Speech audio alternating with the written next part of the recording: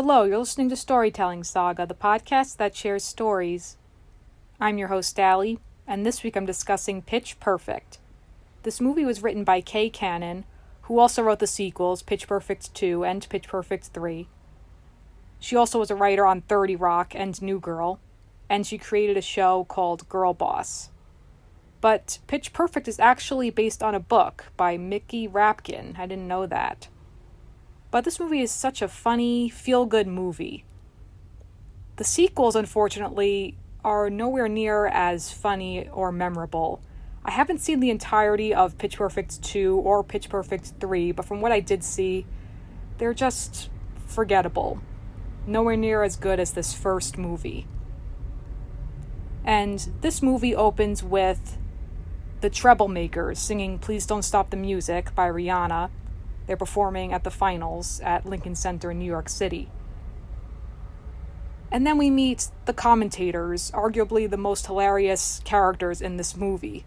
John and Gail, played by John Michael Higgins and Elizabeth Banks. And they're just talking about their great love of a cappella. And Gail says, "John, you're so right, everything else seems wrong." Just their one-liners are amazing. And then a bit later, she says, "Nothing makes a woman feel more like a girl than a man who sings like a boy." That's fantastic. But then we meet the Bellas, and the leader is just this horrible girl, totally putting down her singers, and she's particularly cruel to Aubrey, played by Anna Camp. And she's angry that Aubrey and Chloe, played by Brittany Snow, will be taking over the Bellas. But after the Troublemakers perform, Boomer, played by Adam Devine, he just says, "You girls are awesomely horrible. I hate you. Kill yourselves." So cheerful and so hateful. Jeez. And just the misogyny pouring in by John the commentator when he says, "Women are about as good at a cappella as they are at being doctors." I mean, okay. But then they sing "I Saw the Sign," and then Aubrey, unfortunately, vomits everywhere, so this is absolutely mortifying for her, and it's kind of the driving force throughout the movie that she doesn't want to make this same mistake because she was so nervous, so now that she's in control, she won't allow that to happen ever again. So we flash forward 4 months later, and it is the first day of college. We meet our protagonist, Becca, played by Anna Kendrick, walking through the quad, just getting that first feel for college with everyone moving in. She pulls up in a cab, and then we see Jesse, played by Skylar Astin. He's just belting out "Carry On My Wayward Son," having a good time. There's a hilarious moment where this super chipper girl comes up to Becca, explaining things to her, and then she says, "Here's your official BU rape whistle. Don't blow it unless it's actually happening." Okay, thank you for that. And then we meet Becca's roommate, Kimmy Jin, who doesn't care about Becca whatsoever. We also meet Jesse's roommate, Benji, who's got all his nerd paraphernalia, and he's into close-up magic. And then we meet Becca's dad, Dr. Mitchell, who is a professor at the college, at Barden University. This is a fictional college, and he teaches comparative literature. But Becca isn't interested in college life whatsoever. She knows what she wants to do with her life. She wants to produce music, but her dad is dismissive of this, saying it's not a profession, it's a hobby. But she doesn't let that deter her. She finally just leaves when Kimmy Jin says she's going to the activities fair, and Becca just says, "I'm going to that activities fair with my super good friend Kimmy Jin." She just walks out. And then Aubrey and Chloe are trying to recruit girls for the Barden Bellas. And we meet Fat Amy, played by Rebel Wilson. And she just comes in raring to go, matching pitch with them. And when she says her name is Fat Amy, Aubrey's confused, saying, "You call yourself Fat Amy?" And she replies, "Yeah, so twig bitches like you don't do it behind my back." That seems like a good solution for that. And we learn there are 4 a cappella groups. The BU Harmonics, they mostly sing Madonna apparently. The High Notes, who are stoners. The Troublemakers, the ones to be, the all-male group. And Bard and Bella's, the all-female group. And Jesse's roommate Benji really wants to join the Troublemakers, but Bumper is just being a jerk, thinking he's way too weird. And this whole scene with the activities fair, that definitely brings me back to those early days of college. And it's just that feeling of there's something for everyone. You can do whatever you want. There's a club for everyone to join, and it's exciting and it's so much fun. But Becca is more or less a loner, but she does have her passion and her drive with what she really wants to do. So her dad makes a deal to her that he'll pay for her to do what she wants to do, which is move to LA to try to produce music, but if she doesn't like college. So that's the one condition. But the condition is that she has to try more and join a group, even though she doesn't seem interested in that. But she does end up working at the campus radio station. She just walks in, she just gets a job on the spot, because the guy thinks she's the new intern, but then it turns out to be Jesse, and then he just says, "Whatever, you guys can go stack CDs."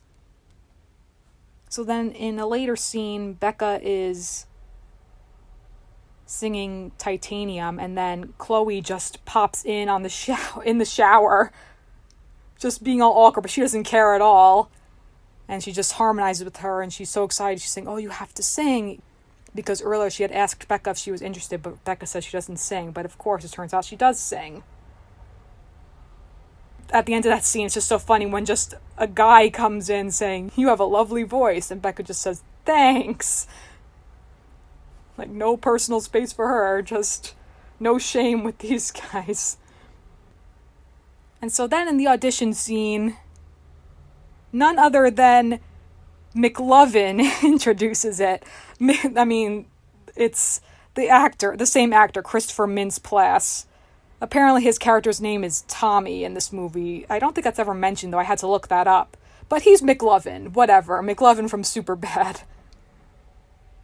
Because that could work in this universe, so that's him. But he introduces the auditions, and he says, "My tone-deaf sidekick Justin will be gathering your information." And then Justin just walks across the stage and he says, "If I could sing a lick in any human way possible, I would, but I can't, and I hate myself every day because of it." Thanks for sharing, Justin. So then it is the montage of everyone auditioning. They're singing "Since You've Been Gone" by Kelly Clarkson. Love that song.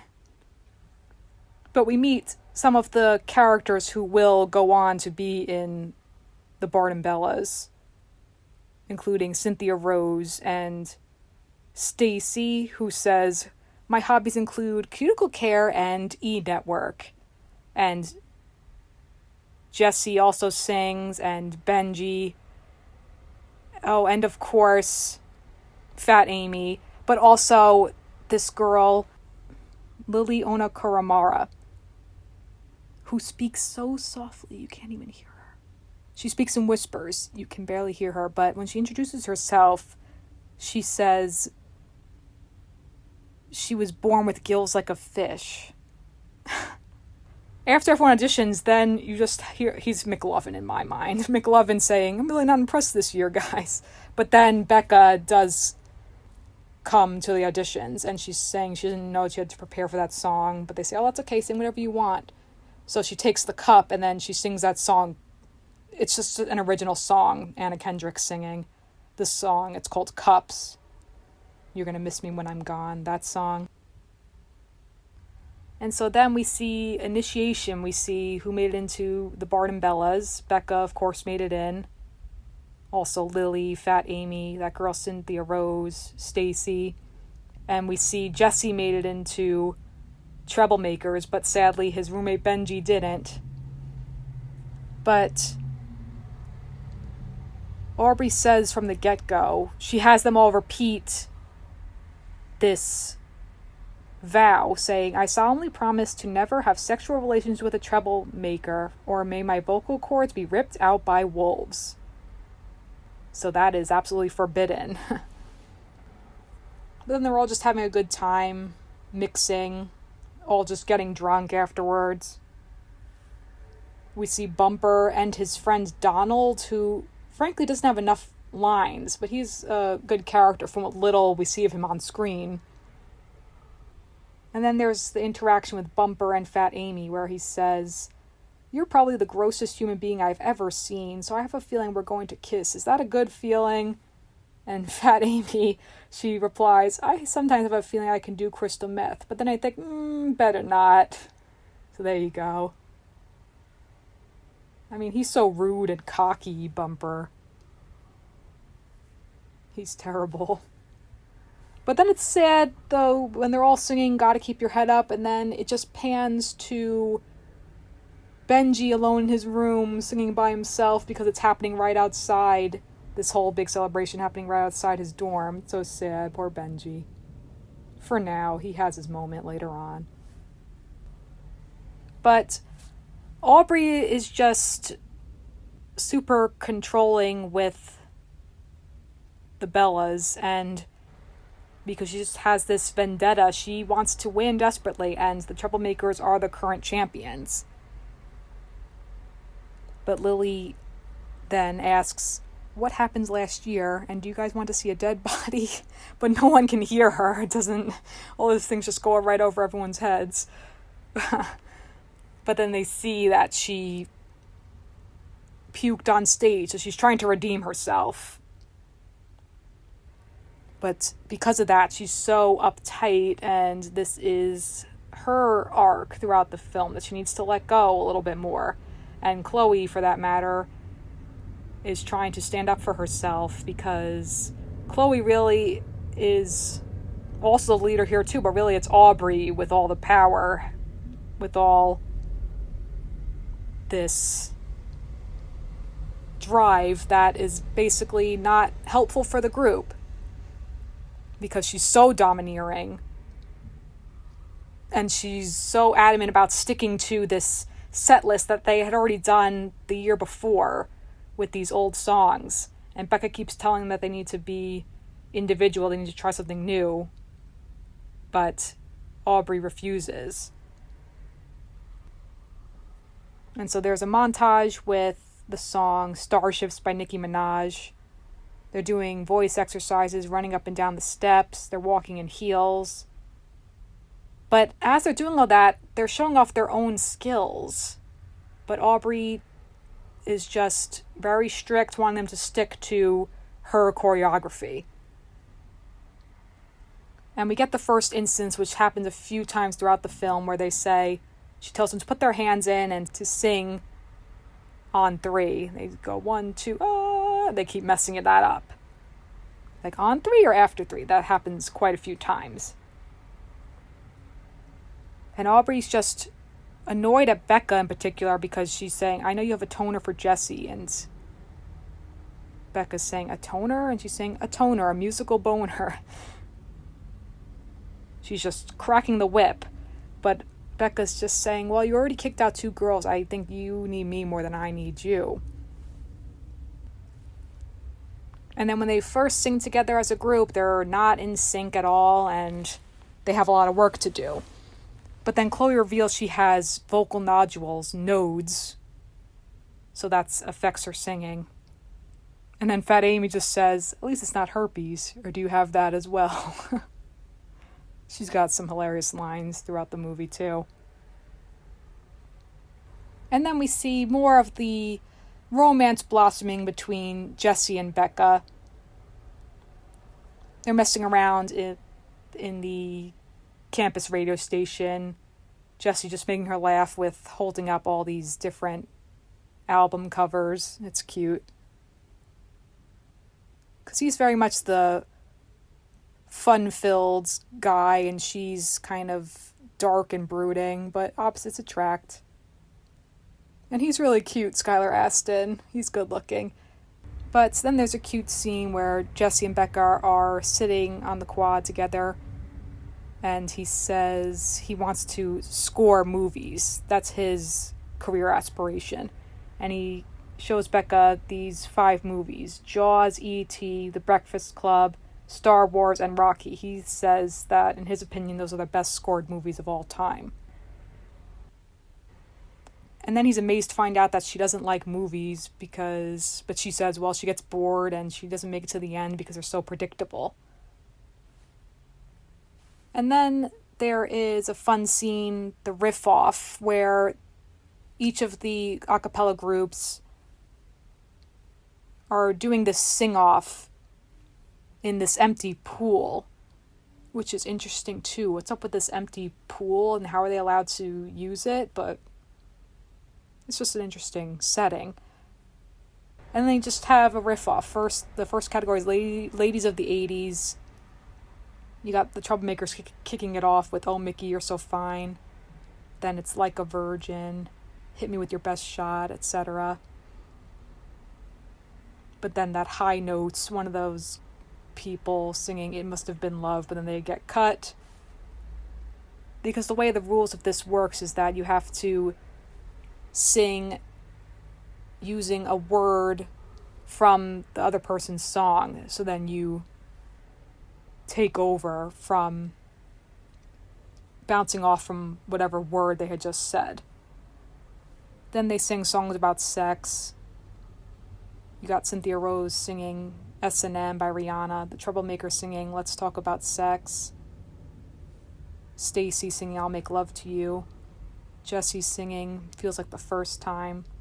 Then Becca starts rapping, and at first the girls are confused, but then they all start joining in. They're singing No Diggity. Fat Amy joins and the rest of them join in. But apparently Becca messed up the rules, even though Aubrey's saying, I didn't know that rule, but she's saying it's instead of it. And then Aubrey's all angry again, but Becca's saying it was spontaneous. We were actually listening to each other, but Aubrey just shuts that down. And then again, she's saying they're trying again to do on 3 or after 3. And Stacy just says, why can't we figure this out? But then they're at their first regional competition. And their costumes are these stewardess costumes. But one of the groups singing is the Sockapellas, singing with sock puppets, which I think is cute. But then the commentator John, in all his snarky glory, he just says, Sockapellas once again proving that it doesn't get better for everyone after high school. And then when the Bellas come on stage, John and Gail are surprised, saying, oh, this doesn't look like the last year's Bellas. And Gail saying, it's a nice surprise to see the Bellas mixing it up. It's refreshing, yet displeasing to the eye. But then they start singing, and they sound really nice together. They start with I Saw the Sign, then it goes to Eternal Flame. But they're just so bored by it, and John is saying, this number is like an elephant dart to the public's face. Goodness, that's harsh. But then it livens up more when Fat Amy gets her moment to shine, singing, taking the lead, the solo, singing Turn It Around. And Gail saying, I remember singing that with my own a cappella group. And John says, what was that called? It's the Minstrel Cycles, John. And John says, that's an unfortunate name. But then the Troublemakers perform, and John says, their frontman Bumper Allen has recently released his own line of sports sandals. And they sing You Spin My Head Right Round by Flo Rida. And so then Sacapellas come in third, Bellas come in second, but Troublemakers come in first. And then there's that whole part with those alumni members singing, still stuck in their glory days, still stuck in the past, really. This so much reminds me of Andy Bernard from The Office, because he would always talk about his a cappella group, Here Comes Treble. That would have been so funny if Ed Helms were in this movie, but just as one of these alumni people. But that probably would have been too close to Andy Bernard, but that just would have been hilarious. And then there's that whole fight scene because these older guys instigate a fight with the collegiate members, the current members of Troublemakers. And then Becca at one point just punches one of them. I mean, this fight, it's kind of whole pointless, really. But the whole point is that Becca, when they're fighting for the trophy, then Becca accidentally pulls it too hard, and then it just shatters an entire glass wall. So then she ends up in campus jail, and Jesse goes there to help her, and he had called her dad, and then she gets annoyed by that. But then her dad says, I got a call in the middle of the night saying, you destroyed public property. If you think I'm going to pay for LA now after a stunt like this, you're crazy. So even with Becca getting in trouble like that, when she gets back to her dorm, all the Bellas are waiting for her. And she still tells them that they should be taking risks, but Aubrey is just still dead set on their current set list, their planned set list with the same songs. And so when it's the semifinals, first Becca is super happy because she hears that the DJ at that campus radio station is playing her song that she mixed. But then they're driving on this bus, and then when Fat Amy gets out to fill up the bus with gas, then Bumper just throws a burrito at her. That's really rude. He's kind of awful, Bumper. Not kind of awful, he's flat out awful. But Fat Amy's so funny in that part where she's saying, I've been shot. And then she's just getting so mad, saying, I'm going to finish him like a cheesecake. And then this is a great moment in the movie where they're on the bus.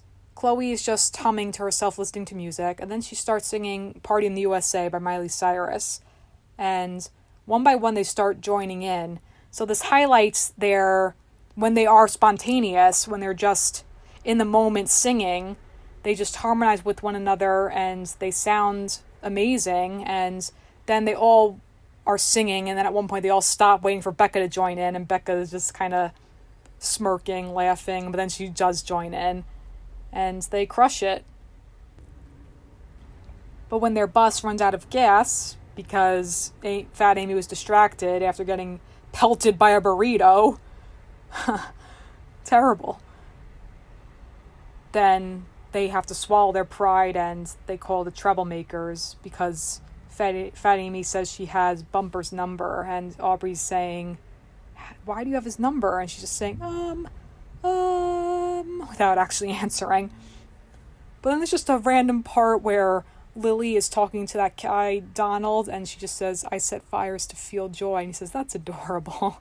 I wonder if he actually heard her, or just saying, oh, that's adorable, like just dismissively saying, that's adorable, that's so cute. If he actually did hear her, that makes it funnier. But at the semifinals, once again, they messed up the on 3 or after 3, but Aubrey just says, screw it, let's just do it. They start to do the same singing routine, but then Becca's looking around, seeing that everyone's getting bored, and she just starts singing Bulletproof as they're singing their usual song, I Saw the Sign. And the commentators are surprised by that, but Gail just says, a mistake can haunt you for the rest of your life and affect your children. Goodness. And then Aubrey's just super angry with Becca, that Becca just went rogue and did her own thing, even though she was trying what she's always been saying, trying to be spontaneous and change up their same routine to really show off all of their vocal chops, but it unfortunately didn't work out, and they don't advance to the finals. However, Benji notices that one of the singers in the other group footnotes, he notices the mother with a tote bag that says JFK High School. So he's actually in high school. So that disqualifies them. So Aubrey gets the call that since that group was disqualified, they're back in the finals. And then everyone is rounded up, getting calls to come back one by one. Chloe says she called Becca, but Aubrey doesn't want Becca in the group anymore. She's saying, that's not an opinion for you to have. And Chloe says, why? Because it's not yours. Chloe finally trying to stand up for herself some more because Aubrey is just this tyrant throughout the movie. But Becca, when she's on her own, basically, because she had quit the group and she feels they don't want her back, she watches The Breakfast Club and she's crying at the end with the song Don't You Forget About Me playing, because first Jesse had showed it to her earlier and he was saying that this was one of the greatest endings, saying it perfectly sums up the movie, and that is such an iconic movie. But first she just didn't get it, so then when she watched the whole film, then she's crying and she's regretful that she pushed Jesse away, and she goes to apologize to him, but he's still hurt by her, saying you pushed away anyone who could possibly care about you. And then there's just a funny moment where after Becca leaves, and then Benji just pops out of this box, performing his magic trick, I guess, and he just says, women. And then with the Bellas now back together, Aubrey is more relentless than ever, and she's angry at everyone. There's also a funny part where at one point she just says, Jessica and Ashley, it's like you haven't been here. And it's just these two random girls, and they're just saying, we've literally been here the whole time. So it's just kind of a funny joke, like the extras in this movie, saying, we've literally been here even though you haven't noticed us, because we're not one of the main characters in the movie, but that's just funny. So while the Bellas are kind of falling apart, even though they're supposed to be working on the finals, Bumper just straight up leaves the Troublemaker, saying he's going to LA to sing backup for John Mayer. And the Troublemakers are just all in a hot tub together. They're saying, oh, he's a jerk. You know, he writes his own fan mail. I didn't notice that line before. But then Jesse has this light bulb moment saying he could get Benji to join the group, to finally give Benji his time to shine. And then with the Bellas, they're just all falling apart. And Aubrey's saying, oh, I'm too controlling. I could let go. And then she just vomits everywhere. And usually stuff with vomit, it's so... I don't find it funny, frankly, in shows, movies, in cartoons. But I know with this it's trying to prove a point. This is part of her character arc, but it's just so disgusting to me. I don't know why people think vomit jokes are funny. I don't find it funny whatsoever. Even knowing it's fake, it's just so gross. It really is. What is funny, though, is Lily, at one point when she just falls and then she's in the vomit, she's just moving her arms up and down like she's making an angel. I wonder what it actually was, because it kind of looked like, I don't even know. I want to say applesauce. It kind of looked like that. But then everything stops when Becca walks in and she apologizes, saying she shouldn't have changed the set without asking. She shouldn't have left. She let them all down. And she'd want to come back to the group if Aubrey will have her, but Aubrey doesn't say anything. And so Becca walks away, and she takes her chair, just like the girl had done earlier when Aubrey had said to get out and take your chair. So she's dragging it along. Aubrey finally tells her to wait, and she's saying she knows she's been hurting everyone.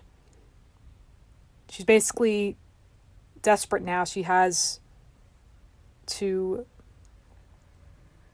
listen to everyone else.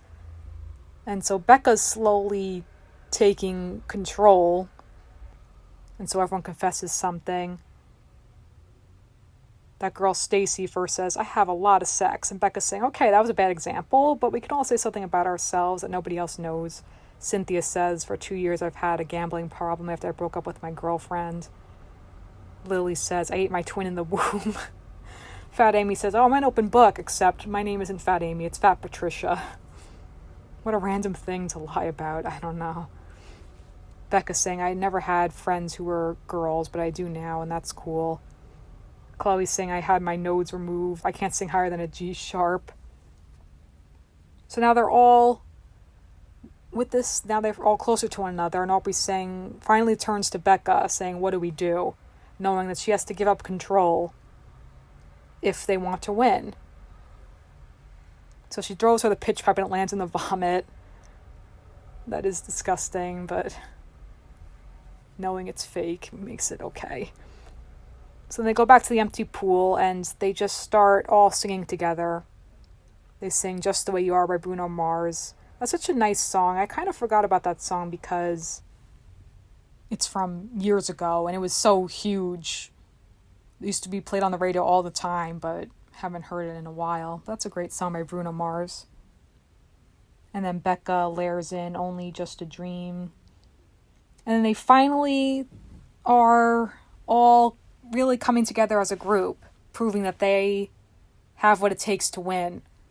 And then they finally master the 1-2. They finally do it. And then when they do it, though, Chloe's voice sounds really low.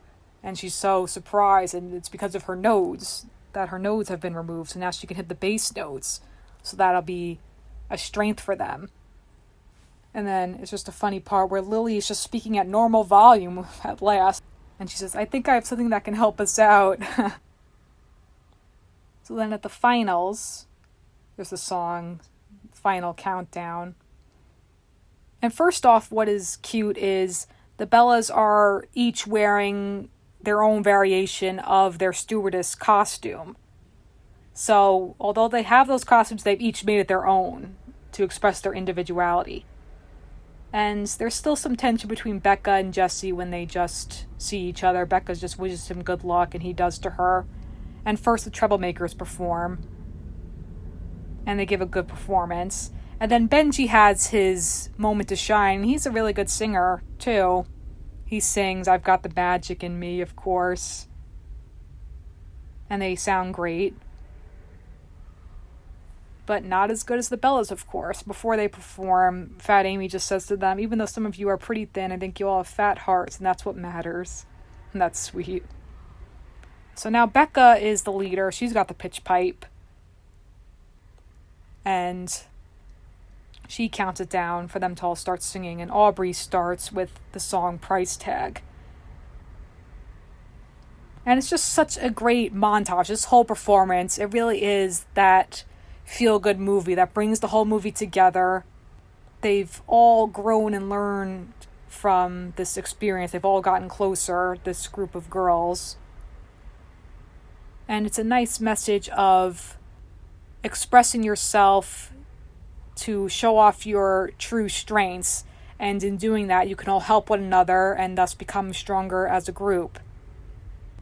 I love this. This is the best part of the movie. And it's, of course, great because Jesse's saying endings are the best part. But they sing "Price Tag." They sing "Don't You Forget About Me." Once they start singing that, Jesse looks up and he's smiling and he raises his hands like at the end of The Breakfast Club, raising his fist in the air, and so does Becca.